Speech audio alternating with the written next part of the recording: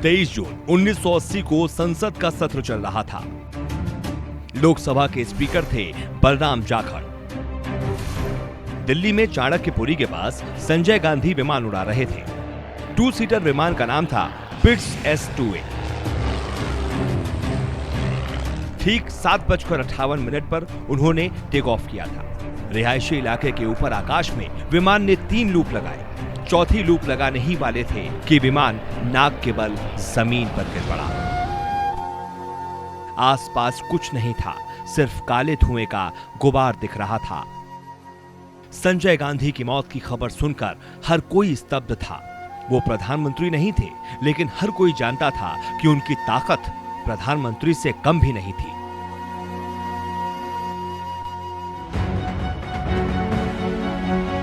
संजय गांधी को इंदिरा गांधी के राजनीतिक उत्तराधिकारी के तौर पर देखा जाता था, लेकिन अचानक उनकी मौत ने देश की सियासी हवा बदल दी। इस घटना के 4 साल बाद इंदिरा गांधी की हत्या हो गई और सियासत में आए राजीव गांधी देश के प्रधानमंत्री बने।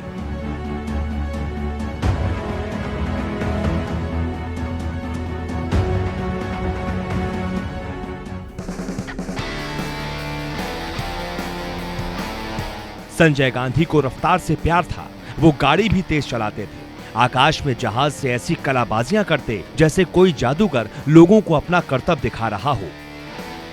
संजय गांधी जिस दिन प्लेन उड़ा रहे थे, उस दिन उनकी पत्नी मेनका गांधी ने इंदिरा से कहा था कि वो संजय से गोता न लगाने के लिए कहें और उन्हें रोक लें।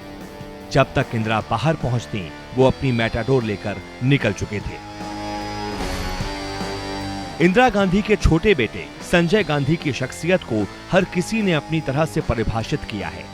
किसी ने उन्हें तानाशाह की उपाधि दी है, तो किसी ने आपातकाल के दौरान उनके द्वारा लिए गए फैसले को मुनासिब बताया। 14 दिसंबर 1946 को जन्मे संजय गांधी की शुरुआती पढ़ाई देहरादून के वेलहम बॉयज स्कूल से हुई।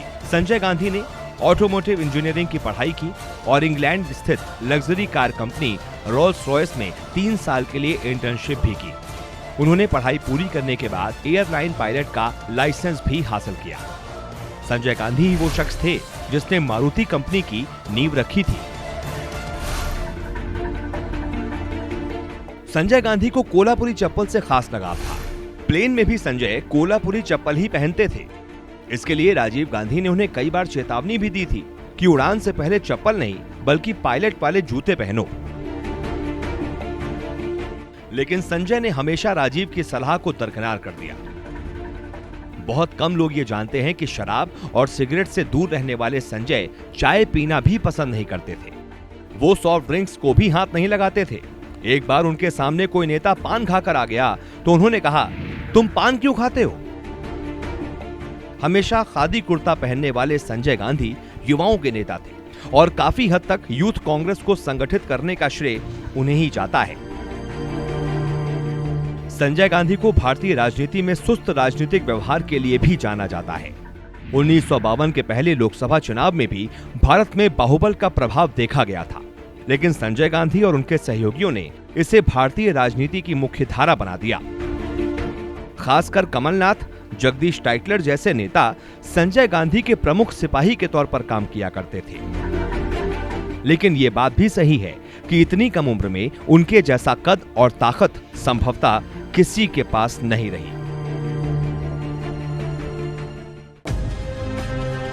संजय गांधी अक्सर कहा करते थे, जो कुछ भी भारत के गरीब लोगों के लिए अच्छा नहीं है, वो कांग्रेस पार्टी की नीति नहीं है। नेताओं से बात करने के दौरान बीच में वो हंस पड़ते और 3-4 मिनट के बाद कहते, नए आदेश का नारा है, काम अधिक करो, बातें कम। वैसे भी संजय गांधी कम बोलते थे। उनसे मिलने के लिए जो नेता आते, वो उनसे ना हाथ मिलाते ना खड़े होते। वो समय की अहमियत बखूबी समझते थे। संजय गांधी ने अपने से 10 साल छोटी मेनका को पहली बार एक विज्ञापन में देखा था। दिल्ली में मेनका गांधी के होर्डिंग्स लगे हुए थे। मेनका 1973 में दिल्ली के लेडी श्रीराम कॉलेज में मिस लेडी बनी थी। मेनका ने अपना पहला एड बॉम्बे डाइंग के लिए किया था। इस विज्ञापन को देखने के बाद ही संजय मेनका को पसंद करने लगे। संजय और मेनका की पहली मुलाकात 1973 में एक पार्टी में हुई थी। विनोद मेहता अपनी किताब द संजय स्टोरी में लिखते हैं, संजय ने मेनका के पिता कर्नल आनंद से उनका हाथ मांगा। मेनका के पिता को ऐतराज नहीं था। उन्होंने संजय से कहा कि वो पहले अपनी माँ से तो बात कर लें। इंदिरा ने मेनका को बुलाया। उन्होंने मेनका से कहा कि संजय उनसे 10 साल बड़े हैं। मेनका का कहना था कि उन्हें इस बारे में पता है, लेकिन उन्हें कोई दिक्कत नहीं। दोनों की शादी गांधी परिवार के करीबी मित्र मोहम्मद यूनुस के घर पर हुई थी।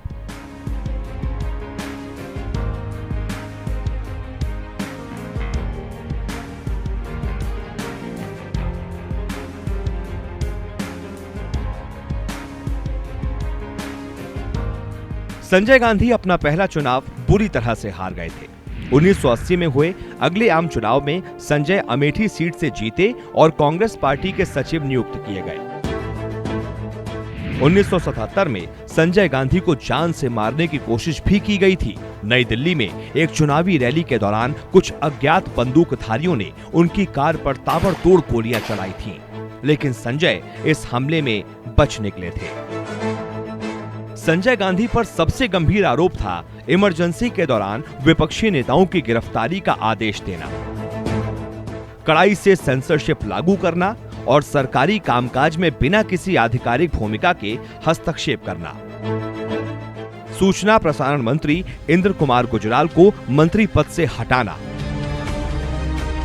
संजय गांधी काफी जिद्दी स्वभाव के थे। एक बार मशहूर सिंगर किशोर कुमार ने इंडियन यूथ कांग्रेस के कार्यक्रम में आने से मना कर दिया। बाद में संजय ने ऑल इंडिया रेडियो पर किशोर कुमार के गाने बजने बंद करवा दिए थे। आलोचनाओं के बाद भी कई लोगों का मानना है कि संजय गांधी की शख्सियत में एक दिलेरी तो थी ही, हिंदुस्तान की बेहतरी का एक सपना था उनके अंदर। परिवार नियोजन और 5 सूत्री कार्यक्रम को उनके द्वारा किया गया बेहतरीन काम माना जाता है। 1977 के चुनाव में जनता पार्टी के साथ मिलकर विपक्ष ने ऐसे कई नारे दिए थे जो इंदिरा सरकार पर भारी पड़ गए। मसलन संजय की मम्मी बड़ी निकम्मी, सन 1977 की ललकार, गांव-गांव जनता सरकार। संजय गांधी के मारुति कार पर भी निशाना साधा गया। बेटा कार बनाता है, मां बेकार बनाती है। 25 जून 1975 की आधी रात को तत्कालीन प्रधानमंत्री इंदिरा गांधी ने देश में आपातकाल की घोषणा की थी। बहुत कम लोगों को पता है कि संजय गांधी तो 35 साल देश में आपातकाल लगाना चाहते थे। वरिष्ठ पत्रकार कुलदीप नैयर के मुताबिक इमरजेंसी के बाद मैं संजय गांधी से मिलने गया था। तभी संजय गांधी ने उन्हें बताया था कि वो देश में कम से कम 35 साल तक आपातकाल को लागू रखना चाहते थे, लेकिन मां ने चुनाव करवा दिए। इमरजेंसी के बाद 1977 की हार ने एक नए संजय गांधी को जन्म दिया। संजय गांधी ने सियासत के गुणाभाग को सीख लिया था। चरण सिंह जैसे महत्वाकांक्षी नेता को प्रधानमंत्री बनवाकर जनता पार्टी को तोड़वा दिया था। मां इंदिरा की छवि चमकाने के लिए हर हथकंडे अपनाए, यूथ कांग्रेस पे जान फूंक दी।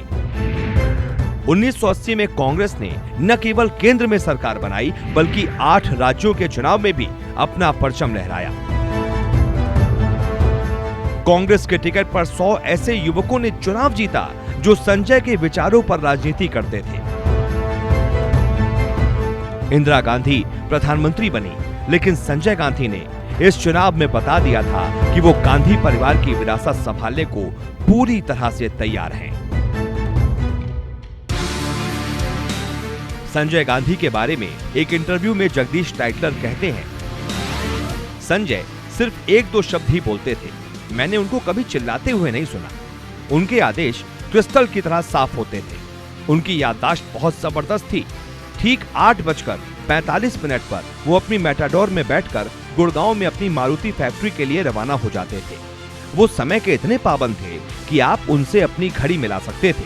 ठीक 12:55 पर वो दोपहर का खाना खाने घर लौटते थे, क्योंकि इंदिरा गांधी के आदेश थे कि दिन का खाना परिवार के सब लोग साथ खाएं। उनसे मिलने वालों में केंद्रीय मंत्री, राज्यों के मुख्यमंत्री और यूथ कांग्रेस के नेता होते थे। उन्हें मिलने का जो वक्त दिया जाता था वो कुछ इस तरह होता था: 4:07, 4:11 या 4:17। जब कोई कमरे में घुसता था तो ना ही वो उसके स्वागत में खड़े होते थे और ना ही उससे हाथ मिलाते थे। स्पष्टवादी संजय गांधी की छवि एक सौम्य नेता की थी।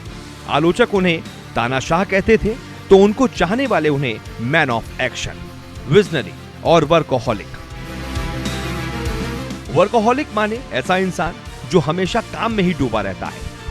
संजय को बचपन में मशीनों और चीजों की मरम्मत करने का बहुत शौक था। उनके कमरे में एक छोटा सा वर्कशॉप बना हुआ था जिसमें वो हमेशा प्रयोग किया करते थे।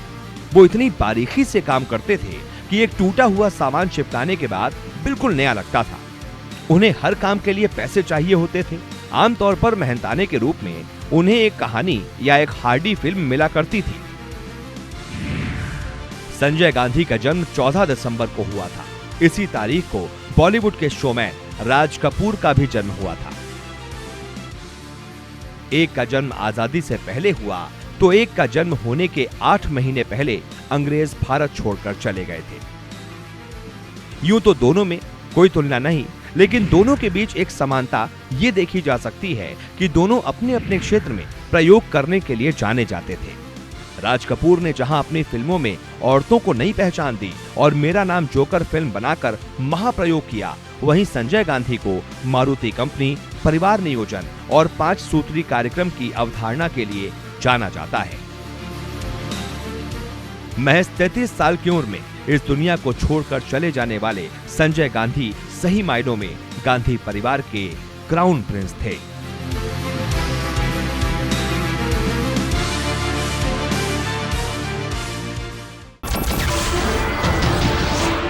नमस्कार, मैं हूं मानक गुप्ता।